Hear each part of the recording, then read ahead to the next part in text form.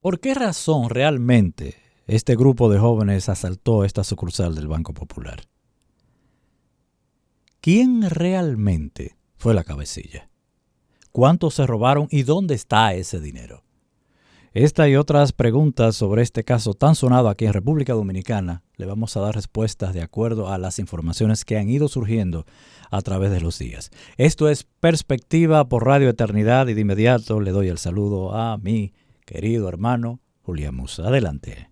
Hola Francis, de verdad que muy contento de poder estar aquí con cada uno de ustedes para traer un tema que ha estado en tendencia en la República Dominicana y no nada más aquí, porque también hemos visto que es una noticia que ha trascendido por algunos de los elementos que se han estado presentando sobre este caso, y también nosotros queremos tocar este tema porque sabemos que es una situación que lamentablemente se da en otras naciones también, de estos actos delictivos, estos asaltos a bancos, pero sobre todo poder mirar, Francis, y ustedes que están ahí, más allá, motivaciones, qué está pasando con la juventud, qué está pasando con la sociedad dominicana, qué está pasando con la sociedad en Latinoamérica, qué es lo que está motivando a que las personas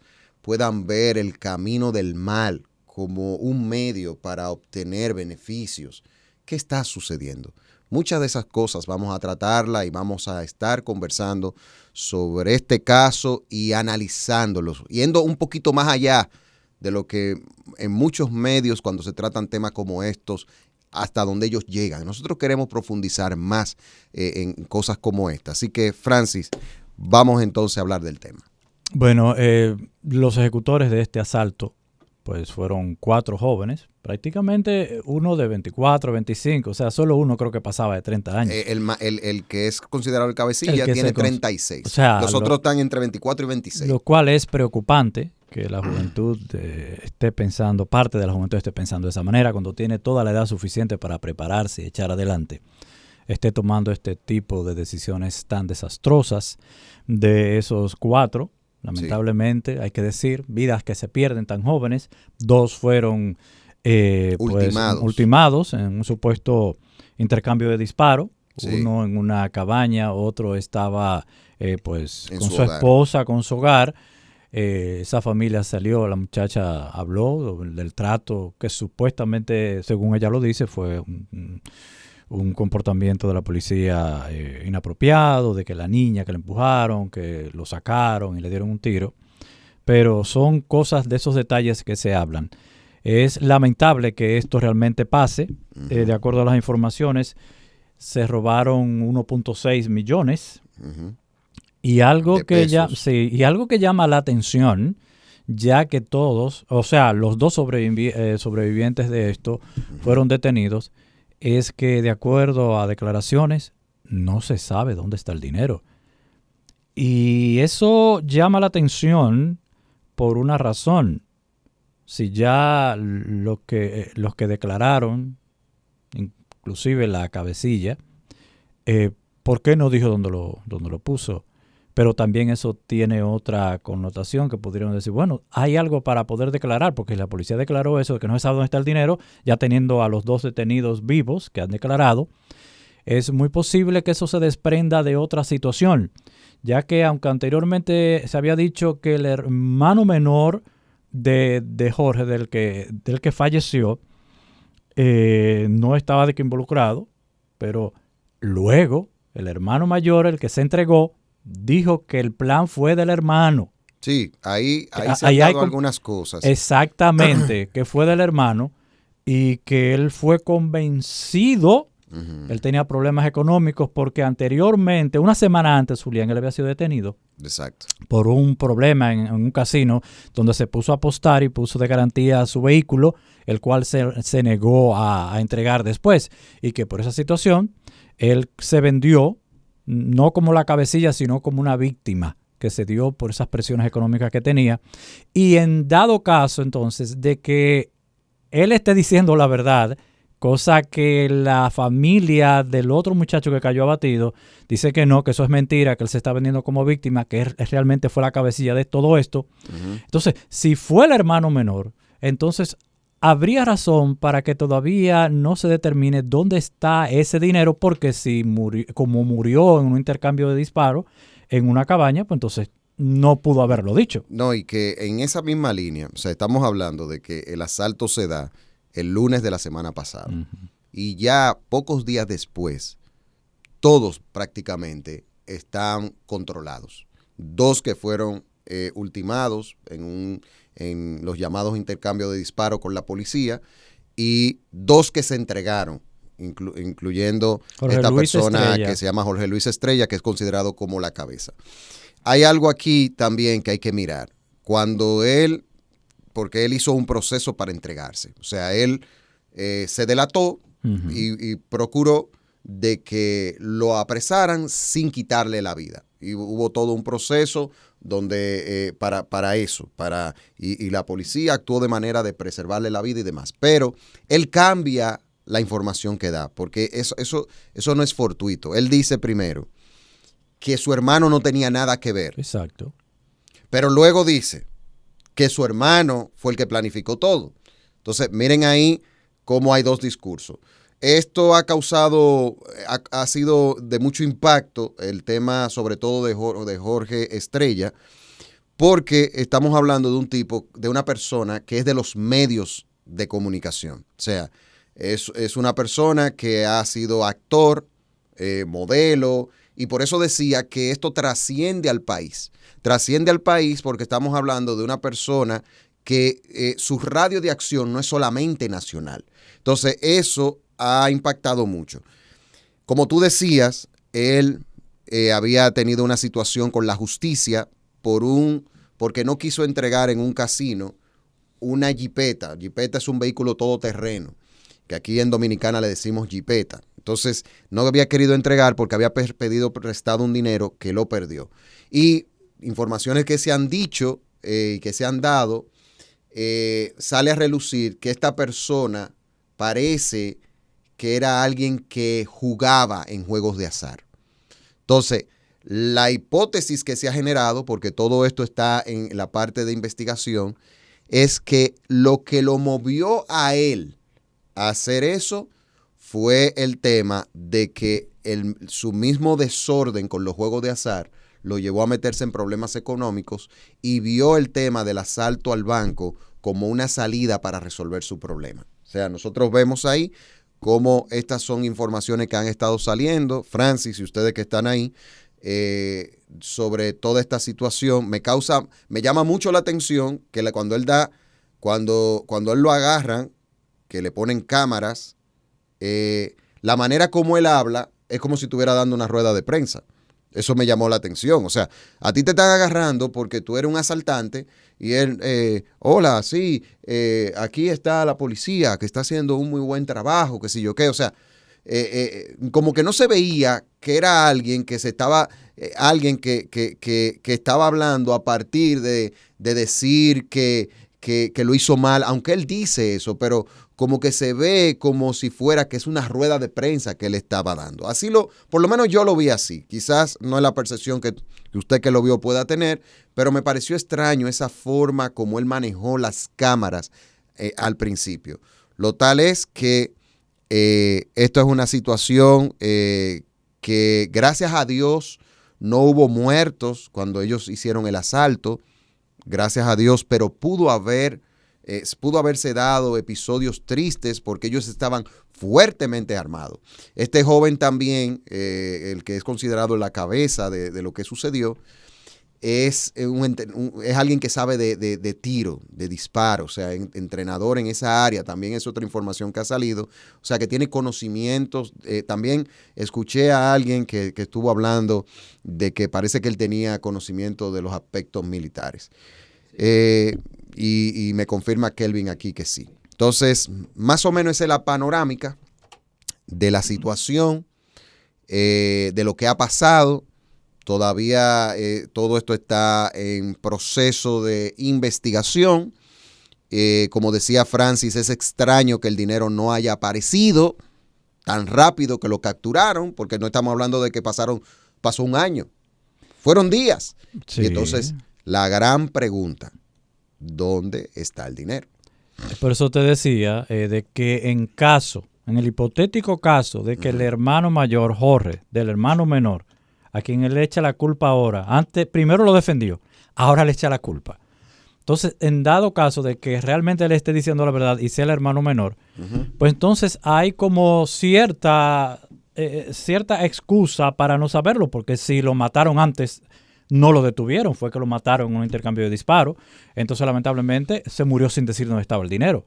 En ese caso, cabe que no se sepa. Pero si él está mintiendo, el hermano mayor, y ya lo tienen detenido, porque puede ser nosotros especulando de que si él fue el cabecilla, entonces él sí sabe dónde está el dinero, pero no lo dice, armando la coartada de echarle la culpa al hermano. Y como el hermano murió, se murió sin decirlo. No, pero es raro, porque, por ejemplo, ¿cómo va a ser que, porque eso no es de que 4 gente se juntan, vamos a comer una pizza, no. Mañana vamos a atracar un banco? No, todo eso es planificado. Eso lo planificaron una semana antes del Día de las Madres. Entonces, planificaron ellos. Entonces, obviamente, ellos sí saben, o sea, los que están vivos, o los otros no, pero los que están vivos deben de saber el destino de ese dinero. ¿Cómo no lo van a saber? Él dijo en una declaración frente a la prensa que quien se llevó el dinero luego del asalto fue el hermano menor. Que él fue el que se llevó el dinero. Al que defendía primero. Exacto, lo defendía. Que no tenía nada que ver con eso. Pero ahora puede ser una coartada perfecta para él no decir dónde está el dinero, para él quitarse de encima lo que señalan familiares de una de las víctimas caídas, de que realmente la cabecilla de los asaltantes era él. Sí, sí. Entonces, mira, hay que analizar algo y me hago eco de lo que otras personas han dicho, y es que uno lo puede ver, realmente el perfil de la delincuencia en República Dominicana ha ido cambiando. Sí.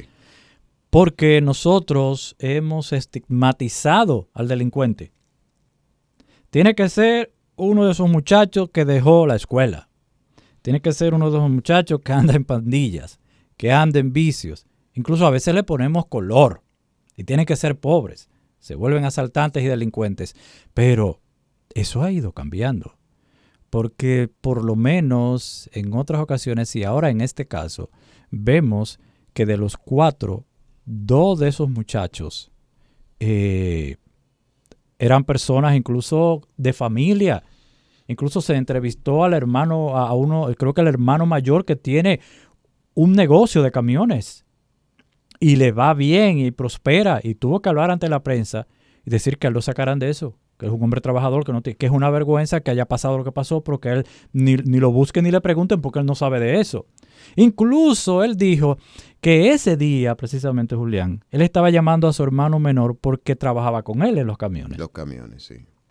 Y qué triste realidad que cuando él lo estaba llamando ya su hermano había fallecido. Sí, sí, eso. Y eso que tú estás diciendo, para añadirle a eso, nosotros estamos viviendo una cultura que está promoviendo de que tu valía está en el dinero.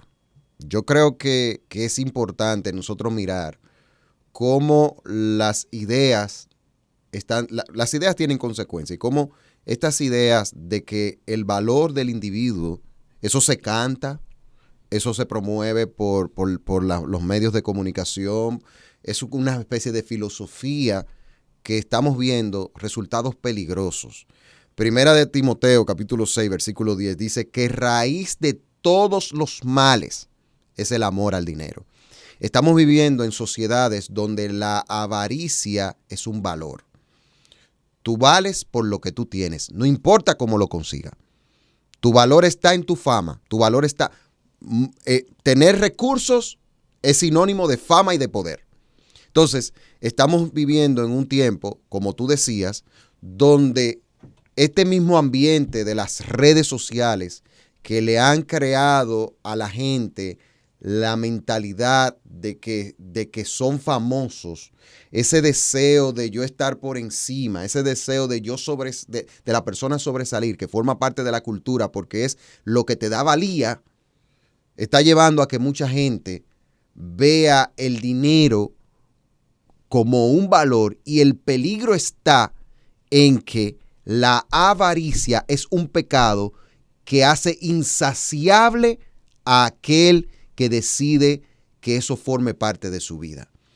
Porque es como tú dices, o sea, ahora estamos viviendo en una época donde en los estudios, muchos muchachos no quieren estudiar. Y el argumento que tienen para no estudiar es que hay forma más rápida de hacerse de dinero. Muchos medios que son ilícitos, pero que hacen que la persona consiga ese dinero, y ese es el enfoque. No importa, no hay un pensar en cómo esto puede afectar a mi familia, no hay un pensar en cómo estas consecuencias negativas pueden acarrear consecuencias peligrosas para la misma persona que lo comete. Es como un vivir en el momento, es como un vivir el día a día, es como no pensar en que hay un futuro. El medio por excelencia lícito para la gente tener una movilidad social, lo que es progresar, son los estudios, es estudiar, es trabajar, pero estas cosas no te dan los recursos de una vez, pero Dios bendice el trabajo porque es un medio que Dios ha dado para que la gente progrese. Entonces, muchos no le interesa eso, le interesa buscar el dinero rápido, como sea, porque su valía en el mundo de hoy, un mundo corrompido, malo, perverso, engañoso, le ha vendido la idea de que tú vales por lo que tú tienes y no por quien tú eres. Entonces, estamos viviendo en una cultura que fomenta que la gente vaya hacia eso. Entonces, ese es el peligro que yo estoy viendo. Es como una filosofía, es como un lavado de cerebro que está haciendo que estos jóvenes, ya te paso, jovencitos, Francis, no pasaban de... Nada más uno tenía 30, y el que tiene 36 es un muchacho, porque nosotros tenemos un poco más que eso, y no somos gente vieja. Así es. Entonces, señores, hay que reflexionar, esta sociedad no va bien. No, y el mayor de ellos ha sido una sorpresa, un impacto social, porque un muchacho que no aparenta haber tenido el perfil de convertirse en un asaltante, de un cabecilla de banda, porque una persona, como tú decías, del medio, actor, modelo, que había participado en reality shows, o sea... Aunque tenía también una página de OnlyFans, que eso es cosa... Que eso es muy normal en ese medio. Ajá, que eso son cosas perversas. Porque se venden, porque viven del físico. Exacto. Y el muchacho tenía físico, o sea, tiene un físico que era bueno, era una buena cara para el mundo del espectáculo. Exactamente. Mira, nosotros tenemos un gran problema, y es un problema que es repetitivo en muchos países y en torno a lo que es la sociedad, Julián. Y es que un gran segmento de esta sociedad le gusta vivir de lo que es el fronteo. ¿Qué es el fronteo? Pues es una expresión del ámbito urbano. Una persona que le gusta frontear es una persona que le gusta echar en cara las cosas que tiene. Eso. Romper ojos. O sea, mira qué carro tengo, mira qué ropa visto, mira las prendas que poseo, mira el apartamento que me compré, mira las riquezas que he hecho. O sea, hay gente que no simplemente hace riquezas porque quiere echar adelante y hacerlo de la manera correcta, sino que no se siente completo si no le tira en cara a los otros que tiene todo eso, como una manera de sentirse superior. Exactamente. Como una manera de sentirse envalentonado. Y como decía Julián, como una manera de sentirme importante. Soy importante porque yo tengo un carro, soy importante porque tengo un gran apartamento, tengo joyas, tengo poder económico, soy famoso. Lamentablemente, ese vacío del ser humano en el corazón, ese vacío que solamente llena a Dios, lleva a la gente a perder de vista que la importancia del ser humano comienza en Dios. Eso es. Comienza en ser una criatura de Dios. Comienza en ser la obra que Dios hizo perfecta desde el principio como corona de la creación. O sea, yo valgo y tú vales, no porque tengas dinero, no porque tengas apariencia, vales porque de todas las cosas que Dios hizo, Dios te hizo a ti de manera especial y se ocupó de hacerte lleno de talentos y detalles. Entonces, lamentablemente, esta sociedad del fronteo, de enrostrar a los demás lo que tenemos, es algo que lamentablemente está acabando con media sociedad. Y déjame decirte que eso no solamente en los extractos bajos de la sociedad. Hay mucha gente en la sociedad más alta que tú puedes verlo por ahí con un gran auto. Porque es cultural. Luciendo un gran apartamento. Pero déjame decirte que a veces esas personas tú las ves en la calle y tú no sabes el drama que están pasando. Con una deuda que no pueden pagar. Exacto. Con unos líos económicos que tú lo ves con una tensión en el rostro y muchas veces llegan a hacer cosas que tú nunca pensaste. ¿Pero cómo ese vecino cayó en tal cosa? O porque estaba enliado hasta el cuello con deudas para tener un vehículo de gama alta que no podía tener, para meterse en un apartamento que no tenía una base sólida, firme para sustentar esas deudas. Y al final, o tienen que entregarlo todo, o lamentablemente cometen locuras como la de este joven que fue a un casino, empeñó prácticamente su palabra en su jipeta y después no tenía el dinero como saldar esa deuda y se vende en ese sentido como la posible víctima que lamentablemente por problemas económicos cayó en eso. Así que jóvenes, tengan cuidado. Tengan cuidado. Hay un famoso refrán, Julián, que tú conoces, Kevin conoce y yo conozco, que dice: es sabio arroparse hasta donde la sábana le dé. Claro, eso es así. Y mire, yéndonos a la Biblia y corroborando con eso que tú acabas de decir, Francis, cuando uno mira, por ejemplo, Isaías 31 dice algo que yo lo podemos ver en este caso. Dice: ay de los hijos rebeldes, declara el Señor, que ejecutan planes, pero no los míos, y hacen alianza, pero no según mi espíritu, para añadir pecado sobre pecado. Aquí vemos cómo ese pecado de los juegos de azar, que es un pecado, en el caso del que es la cabeza hasta ahora de todo esto, lo llevó a cometer otro pecado. Pecado sobre pecado. ¿Por qué? Porque es como dijo Jesús, Juan 8:34. Jesús le respondió: en verdad le digo que todo el que comete pecado es esclavo del pecado. Cuando hay una mentalidad donde el dinero se pone en un lugar que no debe y personas están dispuestos a ir detrás de él como sea, pues va a haber una cadena de sucesos que lo van a destruir, porque volvemos a decir que raíz de todos los males es el amor al dinero. Y hay un texto que yo no quiero dejar en un tema que se habla de la juventud. El Salmo 119:9 dice: ¿con qué limpiará el joven su camino? Con guardar tu palabra.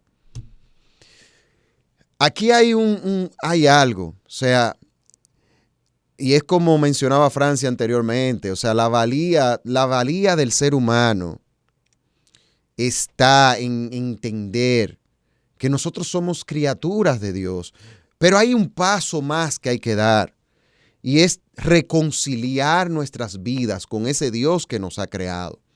Cuando la palabra de Dios, su revelación, sus leyes, lo que Él nos dice, cuando vemos a la Biblia como el manual para nuestra vida, nosotros realmente ahí es que podemos vivir una vida que agrada a Dios, porque obviamente eso nos va a llevar a dar el primer paso, que es seguir a Cristo. Seguir a Cristo es arrepentirnos de nuestros pecados y decidir y tomar la decisión radical de vivir una vida para Él, creer en el Evangelio, hacer de Cristo el Señor y el Salvador de nuestras vidas. Ese es el primer paso para que esa relación con Dios que está rota se arregle. Y entonces a partir de ahí es que nosotros somos reeducados por la palabra. Cuando Cristo está en el centro, entendemos que el valor del ser humano no está en lo que tiene. Francis mencionaba el tema del fronteo. Los fronteadores, a la luz de la Biblia, son personas miserables. Eso es una vida de miseria, una vida vacía. La verdadera vida consiste en tener una relación personal con Dios y en donde tú aprendes a ser feliz con aquellas cosas que Dios te da. La palabra de Dios lo dice claramente, que teniendo sustento y abrigo estemos conforme con eso. O sea, eso es un hebraísmo. Lo que dice es, teniendo lo que necesitamos para la vida, estemos felices. Hay otro texto antes de pasarte, Francis, para que concluyas ya tu parte. Mateo 6:33 dice, mas busquen primeramente el reino de Dios y su justicia y todas las demás cosas vendrán por añadidura. La vida en Cristo limpia el camino. Si estos jóvenes hubiesen estado cerca de Dios, buscando compañías que son personas que le aportan cosas buenas, estos jóvenes estuvieran vivos todavía. Estos jóvenes no estuvieran enfrentando, los que están vivos, enfrentando esta situación delincuencial. Lo que más se necesita en nuestra sociedad es que la gente conozca a Dios. Y damos gracias a Dios por medios como Radio Eternidad y por programas como Perspectiva, donde nosotros aquí ponemos el punto sobre la I. Si Cristo no está dominando el corazón de una persona, esa persona es vulnerable para caer en situaciones que sorprenden. Nosotros conocemos, Kelvin Castillo me decía, al que es cabecilla, yo llegué a conocerlo en un momento determinado, en asuntos de medio, y estoy sorprendido de ver lo que pasó. Y así mucha gente. ¿Por qué? Porque el pecado lleva a otros pecados y el camino de la persona se limpia con guardar, con obedecer la palabra de Dios. Jesús, conociendo al ser humano y conociendo el corazón del ser humano, tanto que no había que decirle, ya él sabía, dijo que la vida de las personas no consiste en los bienes materiales que posee, sino en conocer a Dios y andar en una estrecha relación de reconciliación a través de Cristo con Él. Y usted me dirá, ¿y qué de malo tiene poseer bienes? He oído o he leído en la Biblia que muchos hombres de Dios eran ricos. Ciertamente es así. Dios no condena en sí la riqueza. Tener posesiones materiales no es pecaminoso, no es malo, a menos que usted haga de eso el centro de su vida y no a Cristo. Así que Dios no tiene ningún problema. Jesús habló muchísimo del dinero, pero siempre poniendo el punto sobre la IE, la parte de la generosidad. Exacto. Poniendo la advertencia de que eso no podía ser el centro de la vida de una persona. Hay una parábola que él mismo se encargó de decir, que fue la de aquel hombre rico, Julián, que una vez llegó y se sentó en su mueble. Imagínenselo en su penthouse para este tiempo, en un gran sillón. ¡Ah, cuántas riquezas tengo, alma mía! Deleítate en todas estas riquezas. Tenía bastante dinero. Sí. Incluso un granero tenía. Voy a poner otro. No sabían qué, o sea, el punto es que no sabían qué era. Él iba a ver en qué ponía, porque tenía tanto. Exacto, que se iba a inventar a ver qué era lo que iba a hacer con el dinero que tenía. Y qué penoso que no se le ocurrió decir, pero ya eso que está ahí tiene mucho tiempo. Yo voy a agarrar ese granero y voy a regalar todo eso y voy a llenarlo de un nuevo fruto fresco para guardarlo. No, voy a hacer otro, porque ese que está ahí yo no lo voy a dar. Y este nuevo lo voy a dar menos. O sea, voy a seguir acumulando. Dice la parábola que dice, escuché una voz que le dijo, necio, ¿acaso no sabes que hoy vienen a pedir tu alma? Exacto. Es lamentable que a 4 de estos jóvenes le hayan pedido el alma en medio de una situación. Bueno, 2 de ellos. Sí, como se la pidieron. En una vida de pecado, haciendo abiertamente lo malo delante de los ojos de Dios y delante de la sociedad. Y lo que podemos es orar que los 2 que quedan vean esto y que Dios use esto para tratar con sus corazones. Y que ahí en la cárcel, donde deben pasar unos buenos años, mediten y sean expuestos a la palabra y se produzca ese efecto que el Espíritu Santo sabe hacer en el corazón de los hombres y haya una reconciliación y haya valido la pena que sus vidas hayan sido preservadas. Así que, juventud, que eres muy débil ante las tentaciones de este mundo. Los frutos están ahí. Todos aquellos jóvenes que de corazón sincero se han vuelto a Dios, están ahí, están trabajando, están echando para adelante, están en el reino de Dios, son ejemplo para esta sociedad y están ayudando a otros jóvenes a que también encuentren la luz en medio de sus tinieblas. Entonces la diferencia es clara. La diferencia es clara. Miren la cruz y miren al único que puede guardarlo de este siglo malo y que en vez de caer en una calle, en una cabaña o hasta en su propia casa, sean preservados por la gloria de Dios para salvación y no caer en esos malos caminos. De esta manera llegamos al final de esta perspectiva. Gracias por la sintonía. Radio Eternidad, impactando el presente con un mensaje eterno.